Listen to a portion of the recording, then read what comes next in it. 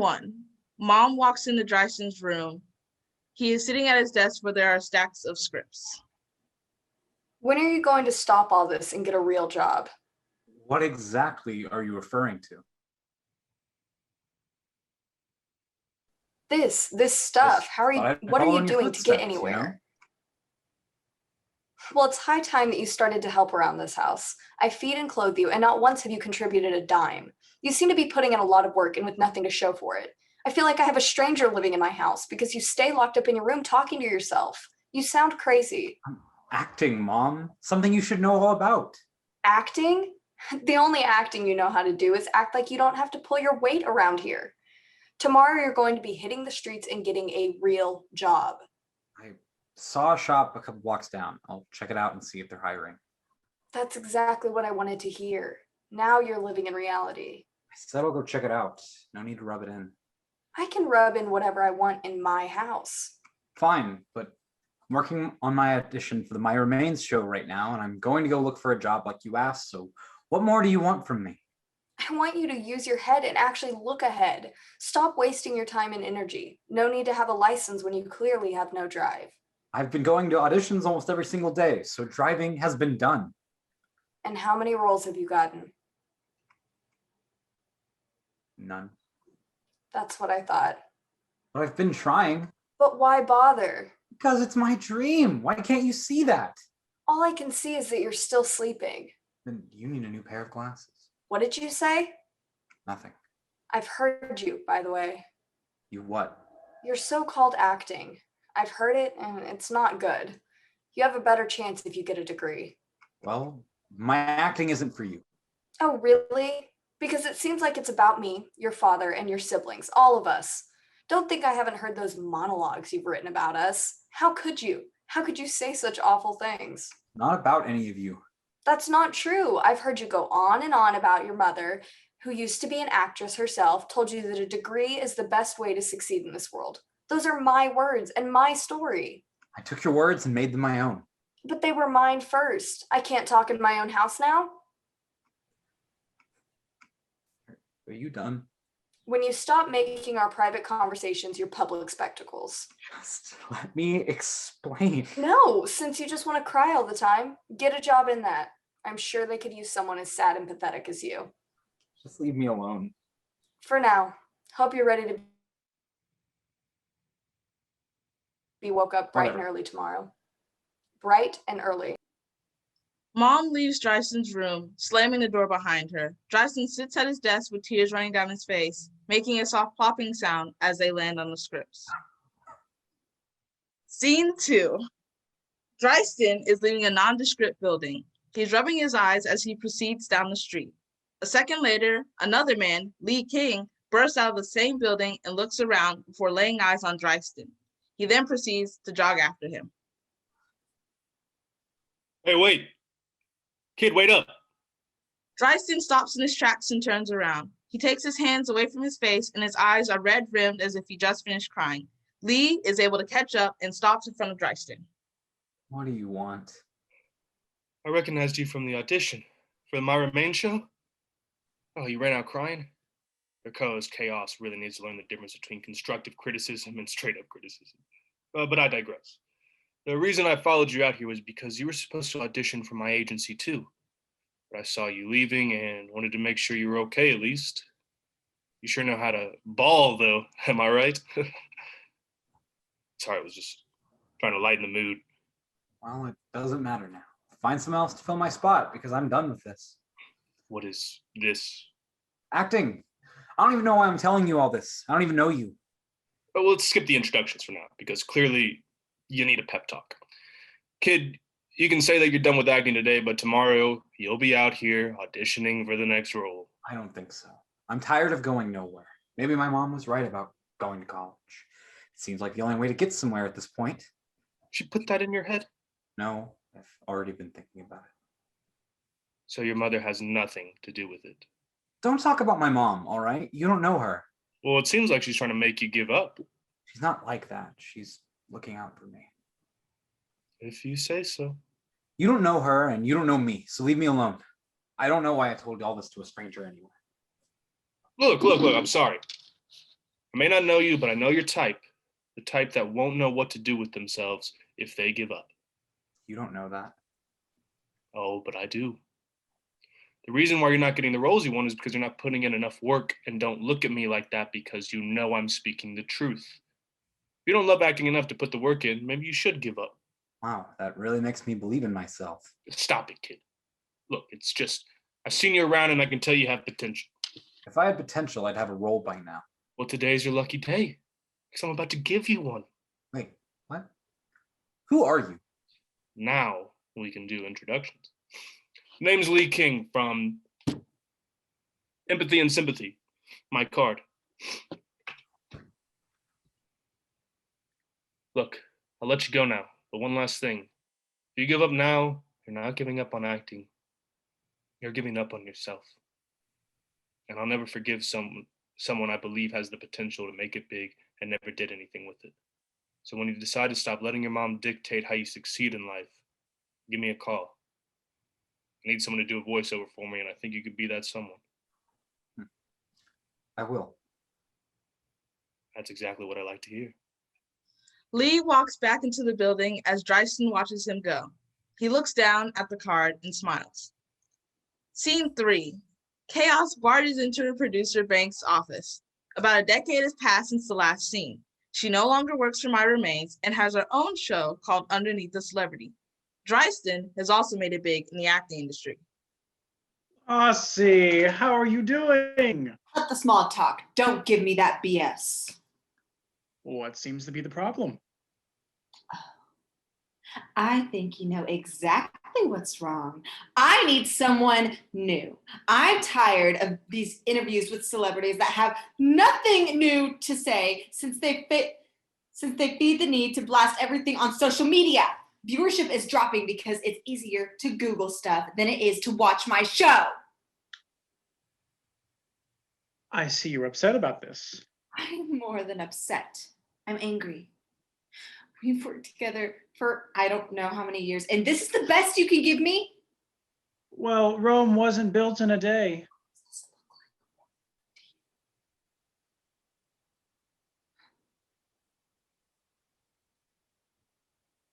Well, in all honesty, I was meaning to talk to you anyway.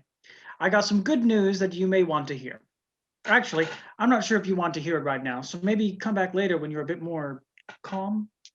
Just tell me. So it's a new celebrity for the show, Who is it? Sue Age. No. I knew you. What do you mean, no? Exactly what I said. But this is what you wanted, right? Fresh meat. More like rotten meat. She stinks, figuratively and literally. Here, let me just tell you the logistics of the You something, Banks. anything. Is this what we've come to now? Literally taking any celebrity that'll let us have them? I remember the days when celebrities flocked to us, not the other way around. I remember those days too. But you and I both know that only the strongest survive in this industry. No. This gig will be good for you. Just you wait and see. You mean good for you? I've been the one flapping my gums till my jaw hurts, and those celebrities have been killing this show. And you deem it fit to be necessary you deem fit to be an accessory to the crime. I can't do this anymore. You better get someone new for me, and you better get them fast. I need someone I could sink my teeth into. Get me some meat. I am starving and I need the rarest steak out there, blood and all. I fought hard for my place here and I'm not going down without a fight. I'm so mad. I could just cry. It's okay. It's okay. Just let it all out. Wait a minute. That's it. Crying?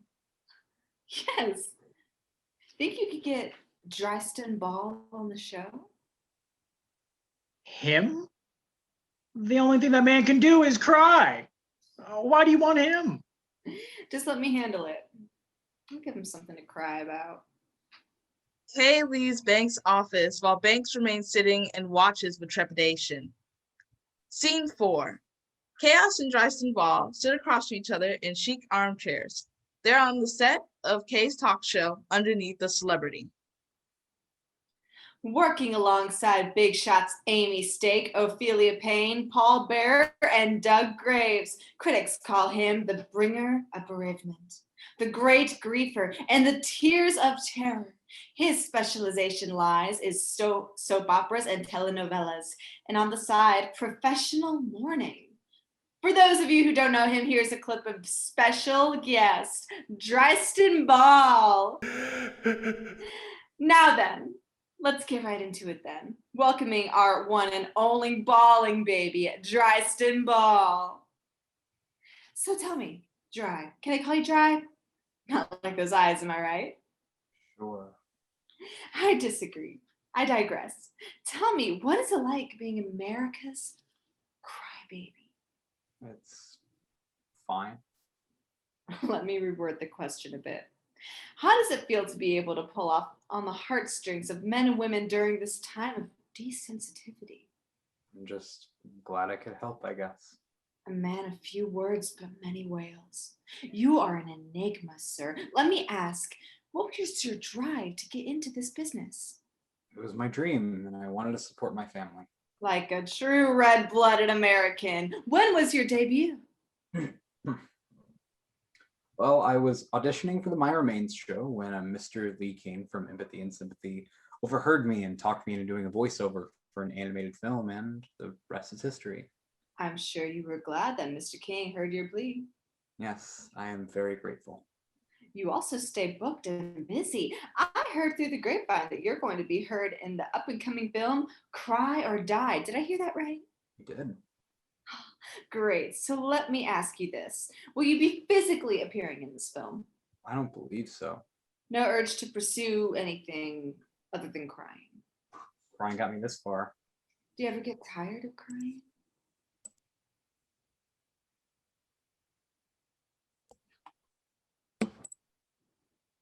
It suits me just fine. Fine. Fine. Everything's always fine to you, huh, Dry? Don't you find it weird to cry over things that aren't even sad? Honestly, How do you find the strength to wail so loudly at work? This is not sad. I want to. Really? Don't you get disgusted with yourself? How can you just sit there and cry those crocodile tears? You go into a studio or a motion picture or a sound booth and you cry your little face off for no reason at all and get paid millions, while there are literal babies who can just as easily do the same thing as you and they don't make a single red cent. How do you even live with yourself? Taking so much money from work that shouldn't even matter. I just want to say that it has truly been an amazing experience to have you on the show today, and I'm humbly, gratefully thank you from all of us Americans for the tears you produce, and that we all, I am certain of it, look forward to more of them. Thank you for humbling our spirits, and may God bless you. Drystan starts to cry. Scene 5. Lee King and Drystan Bawl walk out of the studio where Underneath the Celebrity is being shot and into a nearby trailer. Drystan sits down at the table with his head in his hands, and Lee sits across from him. Look, kid, I don't really know how to start this off, but I'm not one to want to preach to you because it's really not what you want to hear right now, and I get it, but I care about you too much to not tell you. Just say it. The interview was bad. Like, bombed it bad. Yeah, I know. And I knew you were already feeling miserable these past few months, and at the time I thought you were gonna get better, but I've noticed how you've been acting differently lately. I'll be fine. Don't worry about it. I just wanted to check in. So And you're judging me. I'm not judging you. I'm trying to help you. You're judging me. I'm saying something to you because I care about you. You're moody all the time now. What's that all about? It's nothing. Is it the fame? Fame is what comes with doing what I do. Yeah, but it's been changing who you are, and I don't even think you realize it. Listen, I'm not telling you what to do. I'm not your mother, okay? But I'm letting you know, if you have any respect for me, that I've noticed your personality change, and it concerns me, because I want you to be okay. And speaking of your mother, I can't even remember the last time you called her. I can't talk to her right now. She won't understand. I think she understands more than you think. Look, I know you're worried, but really, I'm good. Do me a favor then. Go and see her anyway. If I can't remember the last time you called, I'm sure sure can't remember the last time you visited her.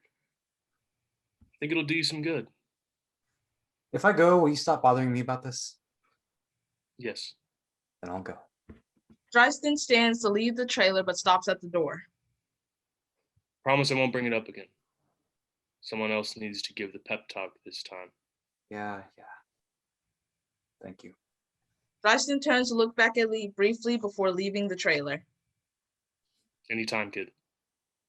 Scene 6.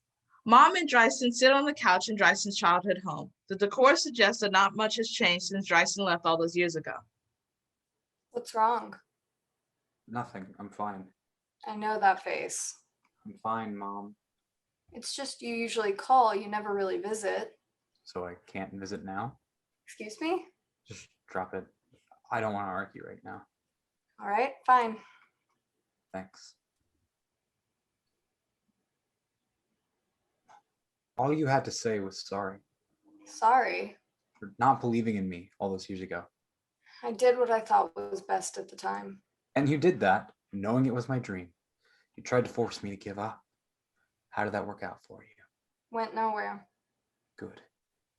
No need to be so defensive about it, Drystan. I am still your mother. I don't. You didn't do what you did to my younger siblings. You're supposed to support me. You've never treated them the way you treat me. I was scared, okay? I had no way of knowing that acting was going to keep you afloat. Why can't you just let it go? Let it go.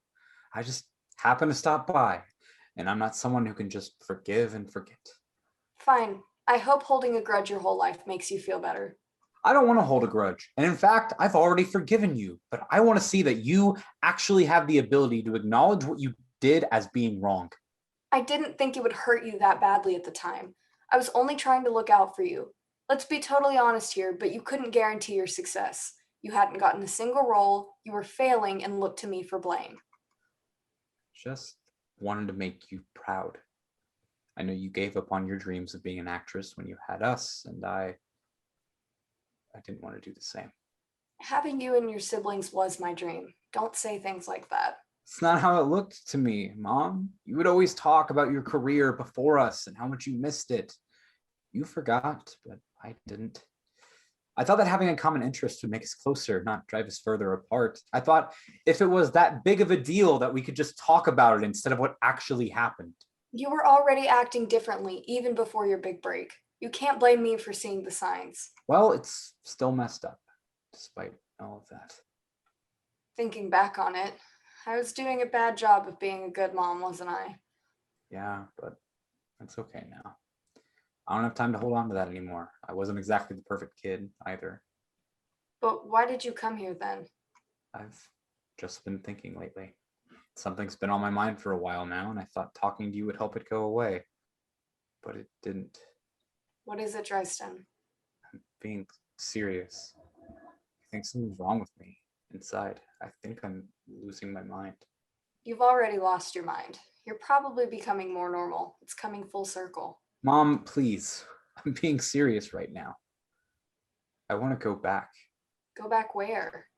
I wish I could go back to before when I was really struggling. I didn't have too many roles at the time. I didn't have much of anything really, but a script in my hands and a dream, and it felt great. I was happy. You're saying you're not happy? It's not that I'm not happy, Mom. I'm not happy enough.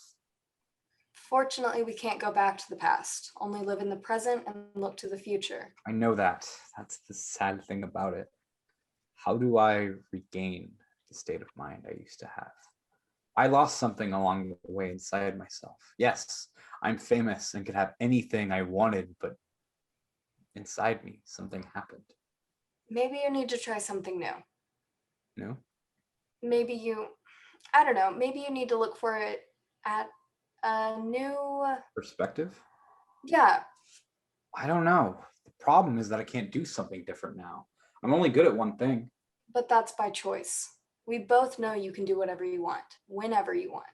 You're your own manager. Just give the responsibility over to someone else for a while. That's hard. I don't know if I can trust someone else to take that burden for me. I'm sure you can find someone. Plenty of people are jumping at the chance to be in your inner circle anyway. But what can I do? That's the amazing part. You'll be able to enjoy what you used to say. Dreaming again? Remember you used to say that to me? You used to call me and I'd ask what you were doing and you would say, dreaming. If you're not happy, it's because you haven't been dreaming enough. Mom, I love you. You know that, right? Baby. No, really. I love you with all my heart and soul. It's because of you that I am who I am today, because I wanted to make you proud. You were looking out for me even when I wasn't looking out for myself. Well, it is my job. That smile looks good on you. You should try that for a change. You know what? I think I will.